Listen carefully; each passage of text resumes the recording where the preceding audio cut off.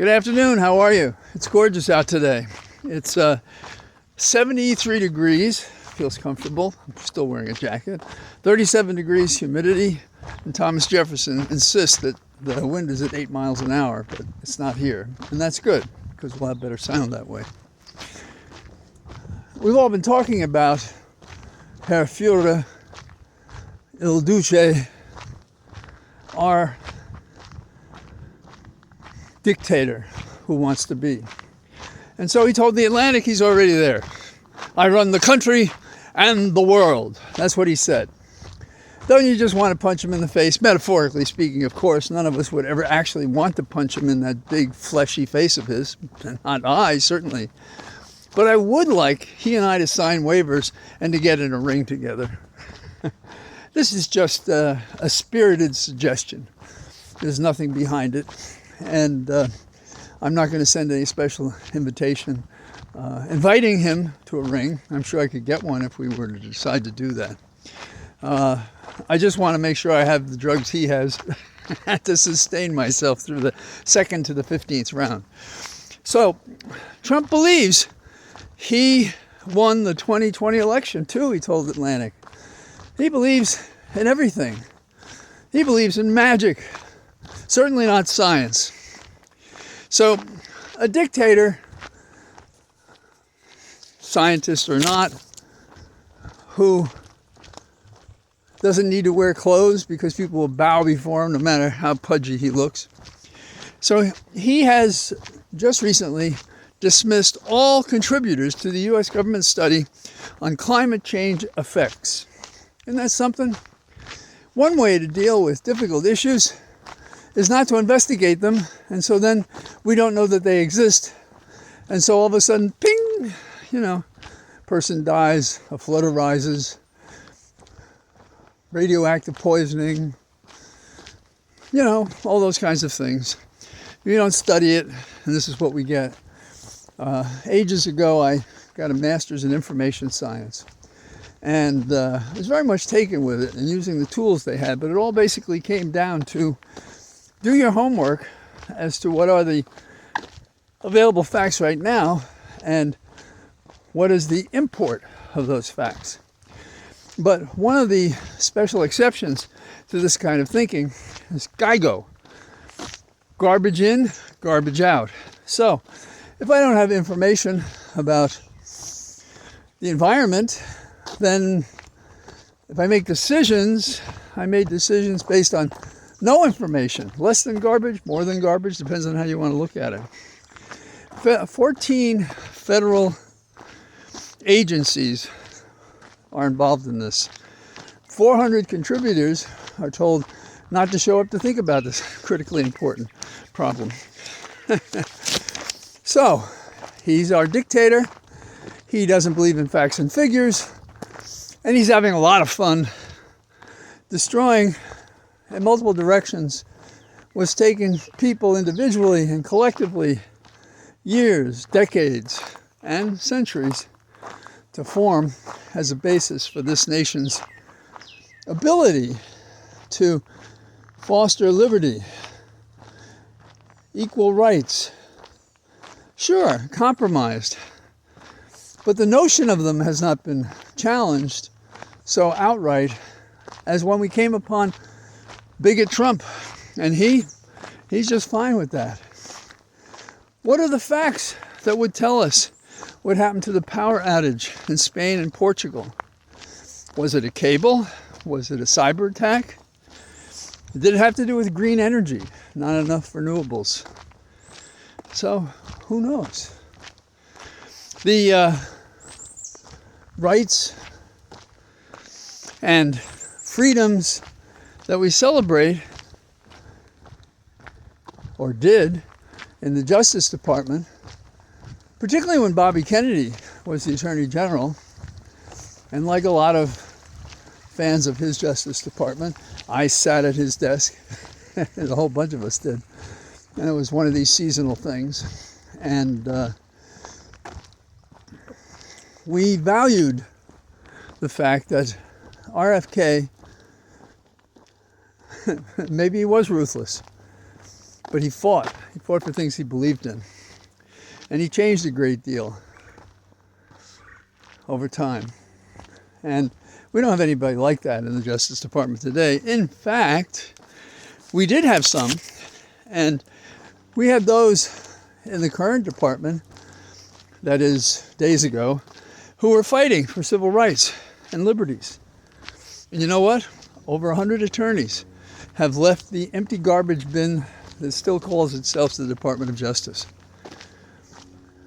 Among the successes of the department at various times were voting rights, equal justice before the law, fighting discrimination, making a difference in a world that's imperfect by helping people find the way. But when you're against DEI, aren't you for discrimination? Aren't you for separate? Aren't you a bigot? How can you be otherwise? And then to use that to justify being brutally bigoted and prejudiced, and to consider that a success, is to inform us we have a tortured notion of the values of this country.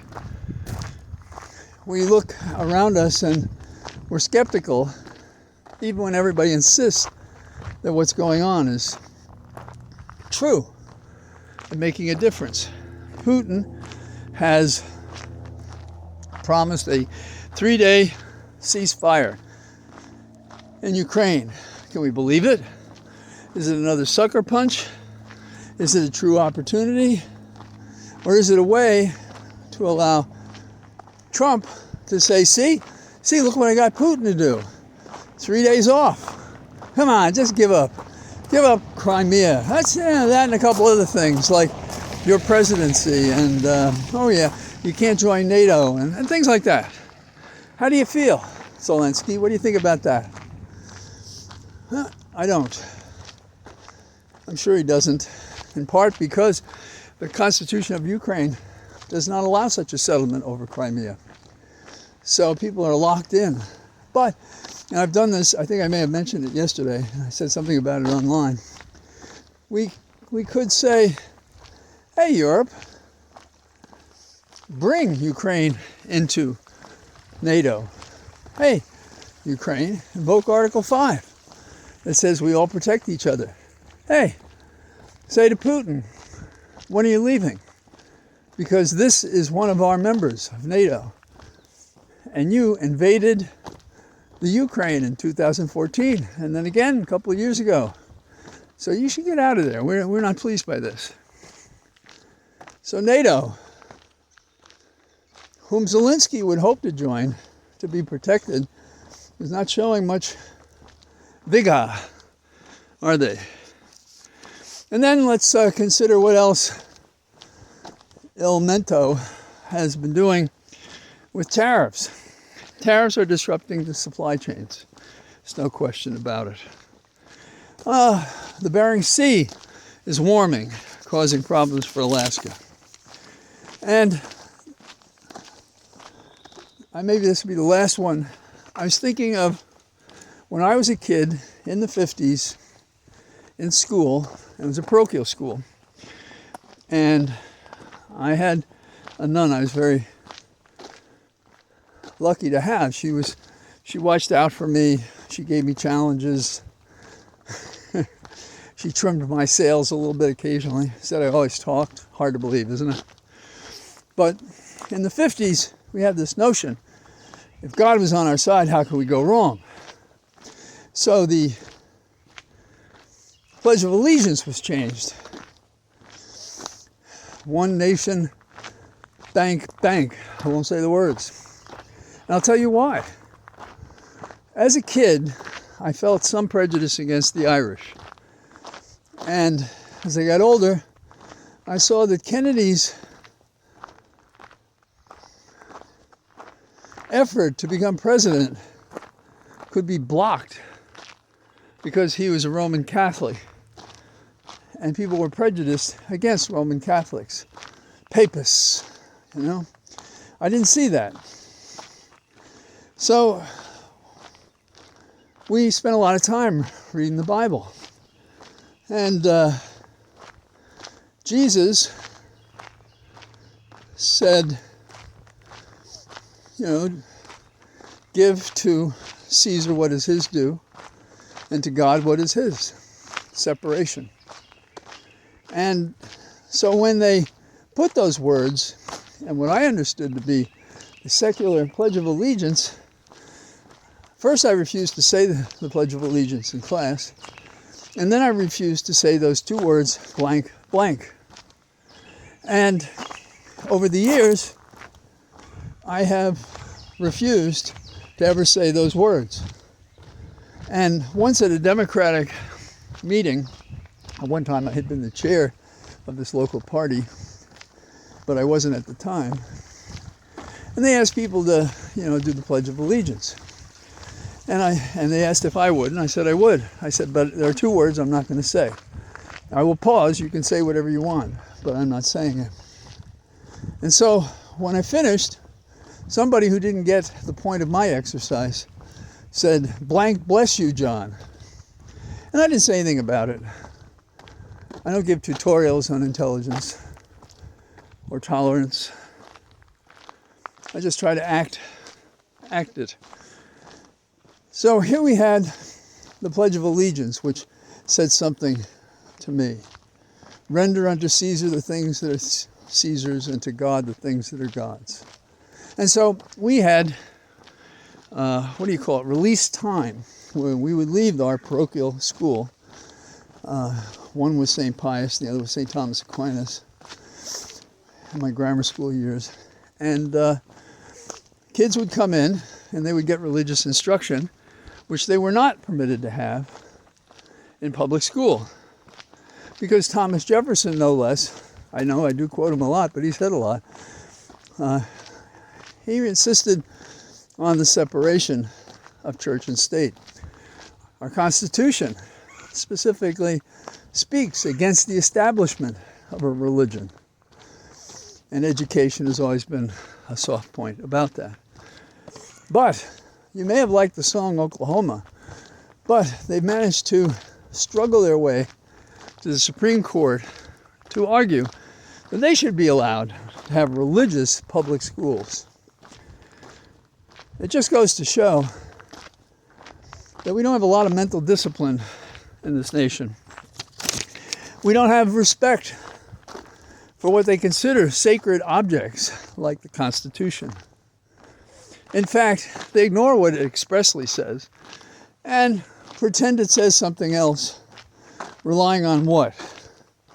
People not remembering what they learned in civics class or history class or advanced placement history or read in the papers or experienced their whole damn life. They just do it. Disrespectful. Now, last time I checked, besides Christianity, there's Judaism and Calvinism and Buddhism and every kind of ism you want, and then those who are agnostic or atheists. Pardon, my finger went up into the screen for some reason. And it had no significance. I didn't realize I had done it. It's an autonomic protest reflex that I was unaware of until a few moments ago. So we've got our jobs cut out for us. To be a patriot, or even less than that, just a legitimate citizen.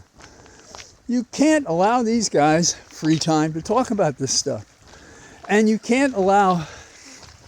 increasingly you can't allow networks and hosts and the experts to frame the question for us. Because they're always minimizing it. Oh, what's wrong with saying a Hail Mary now and then in school? Everybody prays in school when there's an exam coming. Things like that. And while I didn't experience it, as you get older and are sensitive to discrimination, if not against yourself, against others you care about or you observe and just have that connection, you say, this cannot stand. And when I read in Ireland how they had these soups, and what would happen is, if you wanted soup, those starving, You could have it if you attended a Protestant ceremony and went through the whole Mass. Then you could get soup. Interesting, huh? So, we're not that far from our worst moments, but we have not concluded the fight to protect and preserve what was our best and what needs to be installed, lest we have this phony-ass dictator who doesn't seem to have a dog in the fight. He'll say anything to amass more followers because nothing means anything to him except for him to be on the pile, on top of it.